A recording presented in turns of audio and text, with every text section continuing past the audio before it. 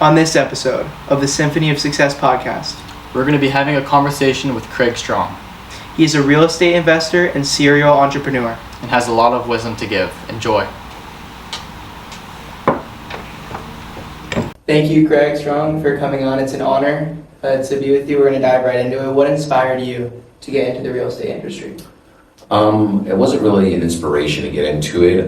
We had a family business in New York. I used to manufacture bulletproof vests, and so when my family sold that, because my brother and I were going to be the fourth generation, and then my dad ended up selling it, I started just getting into real estate and in New York City for a few years, and then decided I didn't want to stay in New York anymore, so I moved out here.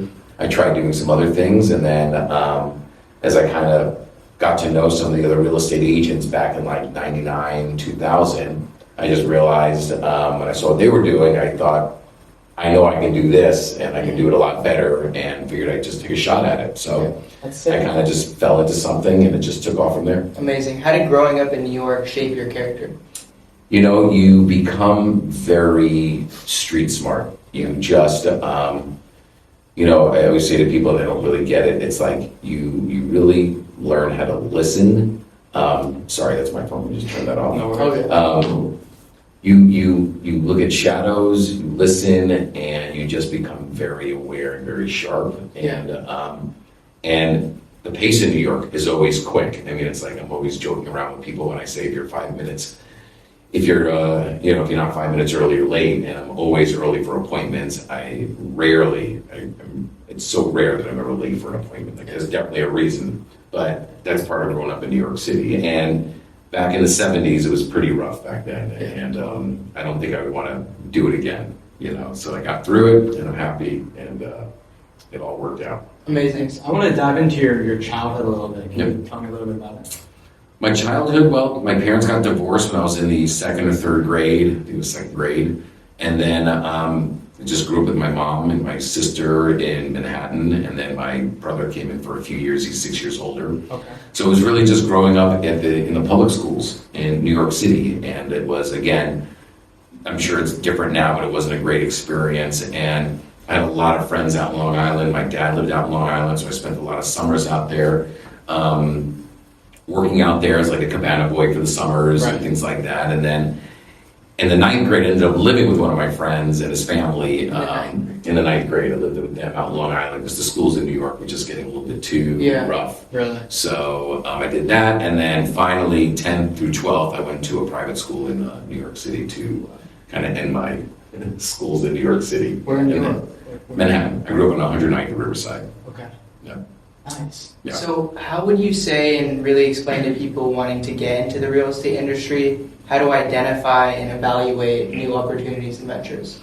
It's a rough time to get into real estate right now, but it's a great time to learn. Yeah. So I think if someone's going to get into it, like my feeling has always been, no matter how much, like you guys are growing up with all the AI and you're growing up with all the, tools and technology, and there's always technology, but it's always growing. But at the end of the day, no matter how much you guys can hide behind a desk and do whatever and do all the tools that are online, all the tools that are offered to any company, you got to get out and meet people. You got to get in front of people. You got to talk to people. You got to get trust from people. You got to trust them. They got to trust you. You're building relationships. In this business, it's just still that way. It can't just be all through the phone or text or whatever. You have to actually meet people, and they got to get to know you. What got you into the real estate business? My stepfather's a real estate attorney, so back when the family business got sold, it kind of inspired me to try real estate. I was also trying acting, I was bartending, I was selling cell phones, I was doing everything to figure out what I was going to do. Big sales background also? I would say just more of a people background, than sales, because I really didn't, when we had the family business, I was all manufacturing, I didn't get into sales. It was just after that, just if I was acting or if I was bartending or if I was selling phones or actually delivering food for a while, it's like, it was just getting in front of people, just, meeting new people, especially coming out here not knowing anyone. I was just meeting a ton of people. Yeah. So what has it been like mentoring at Compass? It's been interesting. It's interesting because people have a different concept of what work is and what real estate is. These guys, everyone's kind of watching, guys and girls, everyone's watching, $1 million listing and whatever, Selling Sunset, whatever these shows are. Right. You know, they're watching these shows, especially during COVID, because during COVID, everybody was getting a real estate license. Yeah. So that's just not reality. That's just not the way we deal with real estate every day. So, you know, people look at that and I'm like, I got to take that, you know, we kind of have to unwind it, you know, like that's not real. That's not real estate. It's not reality. It's reality TV. But we have to get the work ethic. You got to get out there. You got to meet people. You got to do open houses. You got to network, and you got to put the time and energy in. Yeah. And you got to be out there making money, doing something else if you have to support this career. You know, this career, it's like you're opening up your own shop. Yeah. And if you don't have the tools, you know, the inventory, you're going out of business. Yeah. But you can't do it with no money. No. So, and no one's handing you money. So you have to go out there and actually earn it. Right. So that's part of it. If you can't do it in real estate, do it in something else. But if you love real estate so much, if you really love it, then take the money you're making on something else, invest in yourself in real estate, and start getting your marketing going. How old were you when you got into real estate? How old was I when I first started? I would say 95. So I was probably like 25, 26 when I first started doing it in New York. Was that the first stage you bought your first house, or what was No. your first real estate initial investment? My first one was in 99, so I was 31. And what was that in? Encino. Wow. I mean, it's gray area still. Yeah. It's still on, yeah. It was, yeah, you can't buy properties for that cheap anymore, No. unfortunately. Do you have any areas specifically, especially he's been in the real estate industry for 20 years in LA, 25 in all? Any areas on the uprising that you think young investors in real estate should look at and kind of prioritize? You know, there's always up and coming areas. You know, you kind of look at just different pockets. You know, like North Hollywood is always kind of up and coming. Yeah. You know, Eagle Rock's always kind of up and coming. Valley And Village. Valley Village. And Valley Village has great schools, you know, Yeah, so yeah. it's kind of hard to start your investment there when people are coming there for the schools, like Yeah. areas of Studio City and the schools, you know, the public schools are great there. Burbank is always up and coming. Yes, Burbank yeah. is seeing new numbers, No, you know. yeah. So you kind of look around the outskirts of that. It's almost like when I grew up on the Upper West Side, like nobody wanted to live on the Upper West Side. Yeah. So my mom bought her apartment for $35,000. Yeah. Everybody wanted to be on the Upper East Side. And nobody wanted to be in the meatpacking district. No one wanted to be in Hell's Kitchen, and now they're all so expensive. So you kind of look at what's selling, where the big numbers are, and just keep going outside of that. Yeah. You know, because people can't afford here, they got to go outside of it, outside of that, outside of it. So you kind of look at that kind of. What do you think your biggest mistake was when, I guess, looking at, you know, property to invest in or in general? Two mistakes. One was during 2008 to 2011. When everything it was all short sales and REOs. I just felt like when I was representing a client and they wanted me to sell their home and do a short sale on it, I should have bought some of those properties, and I didn't because I felt like if I'm representing you, how are you going to feel if I buy it and then I turn around and hold on to it a little bit, then I turn around and sell it, make money on it? You're going to feel kind of like, oh, this guy didn't do right by me. So I couldn't do that. But what I should have done was, like in 2011, I should have bought a lot more properties and just started getting into development.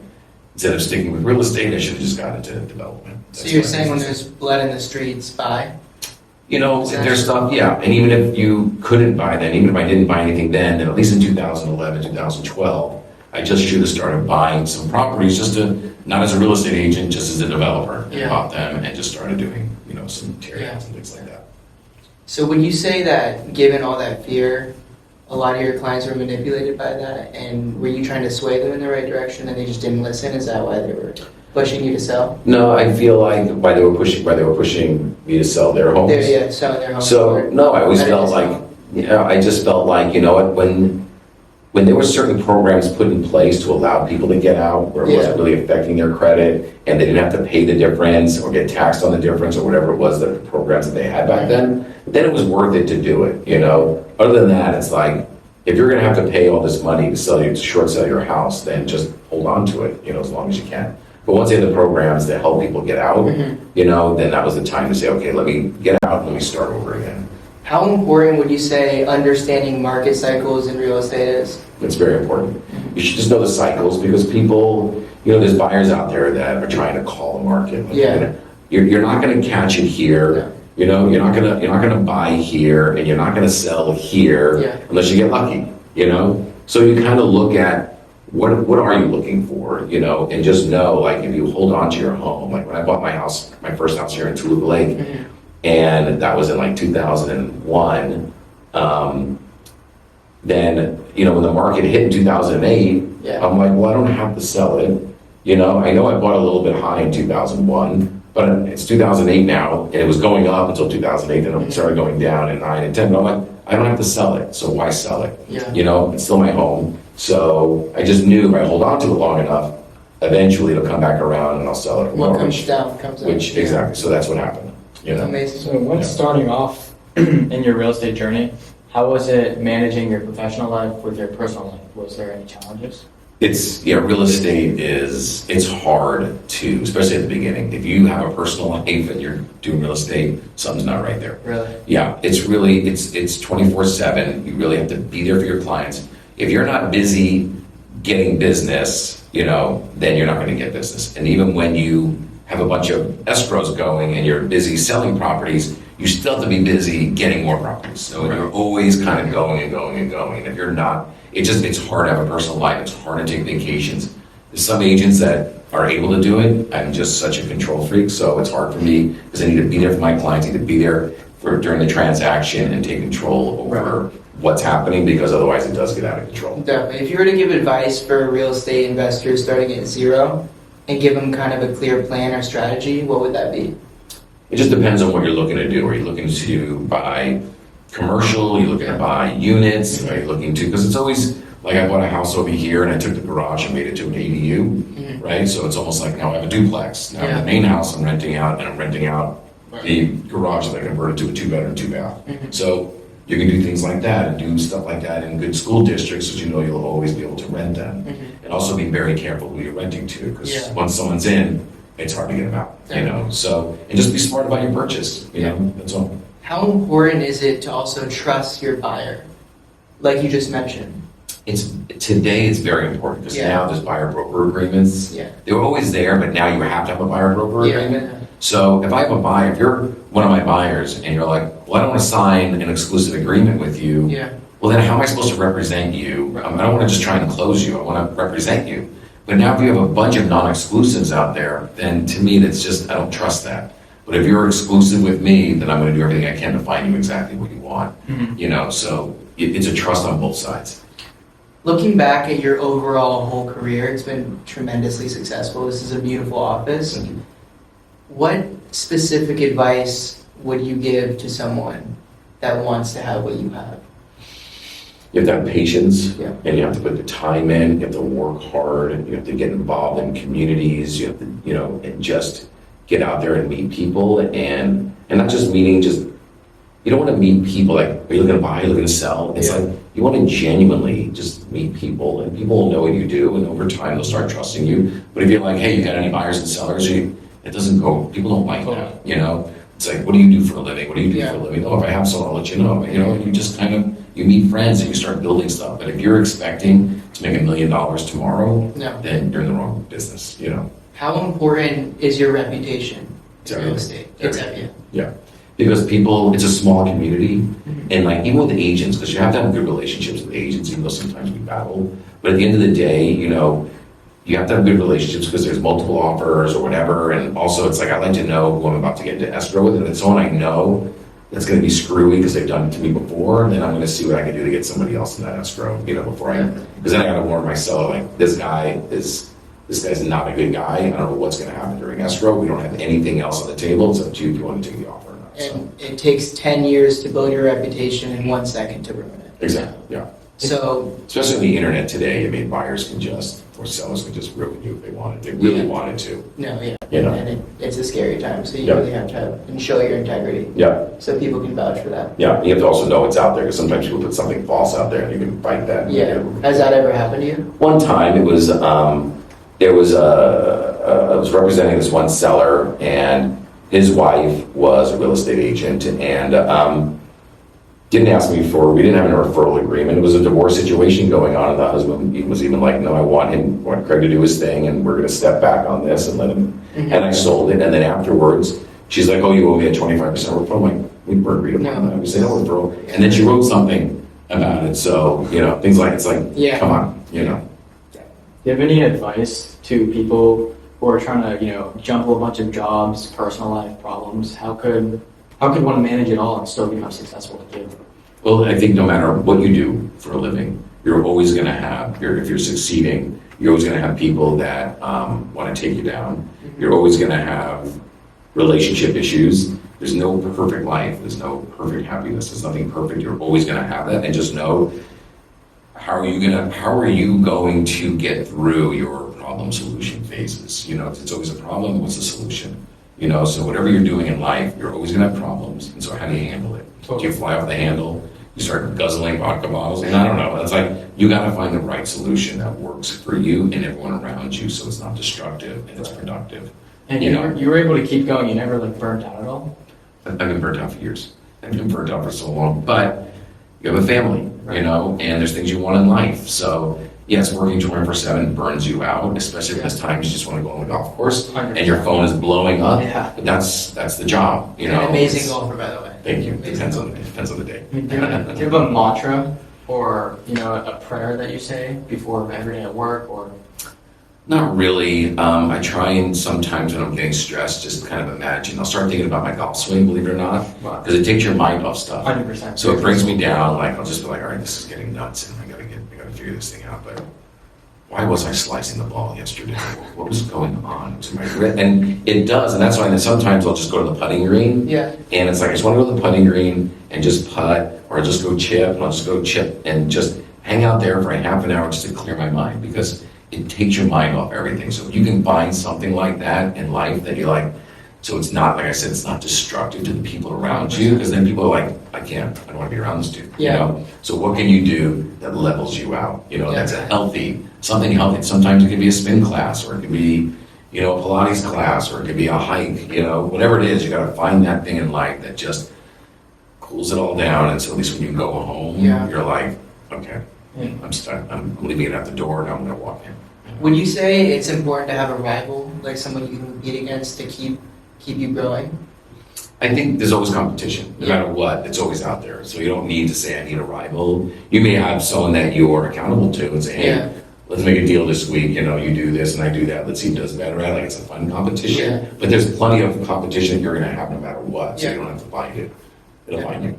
So we do this segment on our podcast called Your 5 Pillars of Success. And it's kind of 5 concrete details of how you thought you became successful. Your interpretation of 5, like a mentor, your mom, dad, people that helped you become successful, or physical, mental things that kind of helped you get to where you are.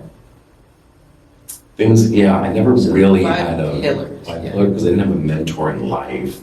I eventually had a mentor in real estate, but I don't know. It's hard to say, because it's like I did not enjoy my experience growing up in Manhattan, yet that was part of it gave me the confidence to be able to get in a car and drive out to California and not know anyone and figure it out. You know what I mean? So there's things like that in life. I would say there's events more than pillars. Like, I'd say that was an event that, growing up in Manhattan, having that behind me, gave me, because people are always like, how did you just drive out here and not really know anyone? Like, what were you thinking? It's like, I wasn't thinking. I just knew it would work out, and if it doesn't work out, I can always go back home. So the confidence in yourself. So the confidence there, and then I feel like I knew I had, because I've been hustling my entire life, no matter what the job was. It's always a hustle with you, bartending or selling stuff door to door. Like, you're always hustling, so you have that hustle mentality. So you have the work ethic. So if you have that, you can pretty much do pretty well at anything you do if you have that. So have the courage to believe in yourself and go after what and just know that you can do it. And but not like, you can't wait for luck to find you. You got to find it. So you got to get out there and do it. But believe it or not, I took an acting class. I took many acting classes. Very successful actor, also. Not a very successful actor. He's pretty successful. He's humble. No, definitely not that. Better golfer than actor. But I will say that there was one acting class I took in New York. It was a 3-year program, and it really taught me just how to, I don't want to say read people, but it's like it taught me a lot about listening and body language and kind of reading the room, as they say. So I think that was extremely, extremely helpful in terms of just being able to communicate with people. It was and I always tell people, newer agents, take an acting class. just get in front of people and just read the room a little bit. You know what I mean? So it's kind of interesting. What else would I say was, and then it's just timing. Timing is something you can't control. Like when I first started doing real estate, there was something called floor time, which doesn't really exist today because the way real estate was set up before the internet, people needed you more than they do today to find information. Yeah. So you were more valuable then than you are today in terms of getting information. So I think if I was starting today, it would take me a lot longer to succeed than it did back then. Even though there was a ton of competition then, but the way I was able to find people and communicate with them, it worked very well. Amazing. So. And do you believe in luck? I do. How could you put yourself in a position to get lucky? You don't sit behind a desk. You get out there, get in front of people, and you take chances. Right. You have to be able to fail. And because when you fail, you're not failing at something. If you're trying something, you're not failing. It's just taking you one step closer to succeeding. So that's how I see it. If something doesn't work out, it's like, well, that didn't work, but at least I know I don't want to do that anymore, but now I'm going to try this, and then I'll try this. And I'm always thinking of different ideas and different things that could work. It may not work, but let's try it. What's the worst case scenario? I put some money on something, it didn't work out, moving on. That's kind of what happened with me and Mr. Strong. I actually work at the country club he's a member at, and I just went up to him on the range and I asked if he wanted to do a podcast. I'm a 17-year-old kid, 16, we're juniors in high school, and we just want to achieve our dreams, and interviewing people like you definitely really helps us get there and understand how you got to where you are. It's an honor to have you here. Well, I appreciate that. Anything I can do to help. By the way, it's not a country club, it's a golf club, just for the record. Golf club. So we won't give the name, but it's a golf club. No. So, but yes, I love doing stuff like this. If they can help you or help you in any way, or if it inspires you in any way, great. And if you ever want to throw something at me and say, oh, if you were doing this, would you do this or would you do that? I'm always willing to help anybody. So Was there ever a period in your life where you felt like the world was against you or after you? yeah, you definitely have those moments where you're like, why am I doing? Like I remember when I first moved to California, it was a very tough time. I came out here and I got back surgery, and I was trying to find different work. I was trying to figure this thing out, and I really wasn't getting anywhere. And then I went back home to visit New York to think, I'm going to come back here. And I tried some things there, and that didn't work out. And I came back here, and I'm like, what am I doing? Like, how am I supposed to make any money in this world? Like, I just feel like I don't want to like sit there and wait for my next acting gig because that's not fun, and I don't know what else I'm supposed to do. And then so I was like, you know what? I'll just start doing real estate, and I'll figure it out from there. But if that doesn't work, hopefully that will lead me to something else, you know, and we'll see what that is. But there was a point there where I was just like, I don't know what I'm supposed to do. How did you stay motivated during this? It was not easy, believe me. It was not easy because I couldn't even afford to go out and play golf. Wow. Right? So if I booked something, then I'm like, oh, good, I want to get a new putter. So now I go buy a new putter and I go find one of the public courses that I really liked. Yeah. And I just go there and play. And it was like, now, how am I supposed to find my next green bee, you know? And I didn't even play golf until I moved out here. I just loved it so much. Was it always a goal to be a member at Lakeside Golf Club? No. I lived here for probably 9 years in Toluca Lake before I joined there. I just started meeting more people and people that belong there. And I was like, you know what? I'm getting better at golf and I just really enjoy it, and I was succeeding more. And I thought, why not just join there and meet some more people and have some fun? At least a place I can escape to, you know? And so that's your specific thing though, golf? Like what got you into golf?